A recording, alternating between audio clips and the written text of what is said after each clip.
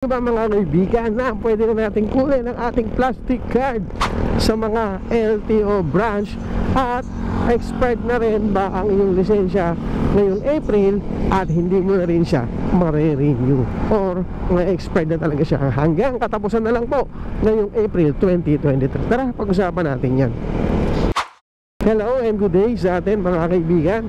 So kung siguro naman nabagitaan nyo na pwede na po natin kunin ng ating plastic card sa mga LTO kung saan tayo kumuha ng ating driver's license na papel na binigay sa atin o yung inisyu sa atin na papel mga kaibigan. Kasi nag-announce na si LTO na 3 million or 3 million na raw yung mga supply ng plastic card all over the Philippines or nationwide.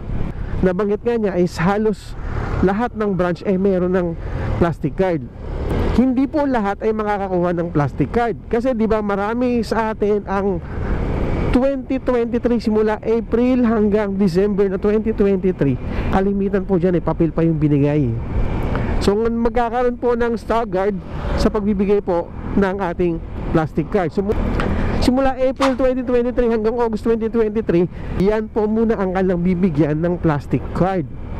So sa lahat po ng wala pang plastic card na driver's license, pwede na po kayong pumunta sa mga LTO branch kung saan po kayo nag-renew ng driver's license kahit saan, kung sa mall kayo nag-renew or sa main office o sa main branch, pwede po kayo pumunta doon at ipakita nyo po ang inyong OR o yung official receipt ng inyong driver's license para makuha nyo na po ang inyong plastic card.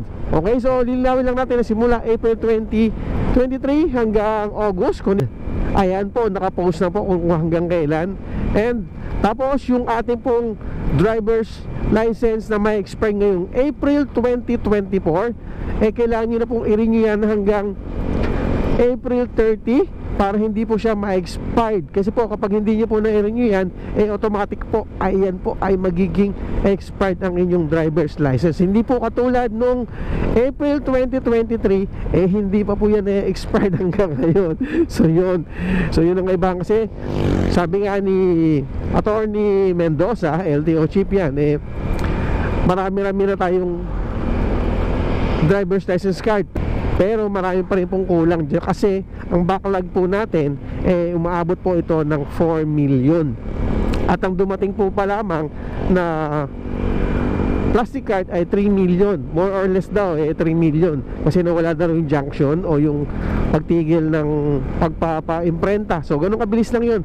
O mahalaga meron tayong driver's license card sa lahat ng kukuha ng lisensya ngayong 2024 na April. Okay, so in-update ko lang ngayon mga kaibigan na huwag nyo kakalimutan dalhin ang inyong OR o para makuha nyo po ang inyong plastic card ngayong April. At inuulit ko lang din, April 2023 hanggang 2023 ng August, pwede nyo pong kunin yung plastic card. Staggered po yan, hindi po lahat makakakuha. Pero pag yung mga September, October, magantay pa po tayo ng announcement kasi meron naman pong nakalagay dyan kung kailan natin kukunin ang ating plastic card.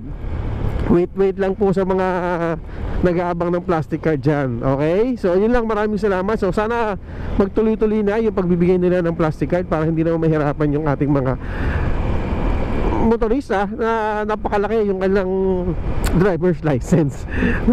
Okay, at ipapinapalaminate niya tulad ng ginawa ako, pinalaminate ko talaga yun para hindi magusot, hindi masira, hindi mabasa. Yan, and then syempre pinapotocopy ko, pinaserox ko talaga ninyo ng maraming kopya just in case nagkaroon ng problema, meron pa kang kopya. Okay? So yun, maraming salamat and ingat po tayo palagi. Abang-abang ulit sa pag-update natin sa mga driver's license, mga plaka natin.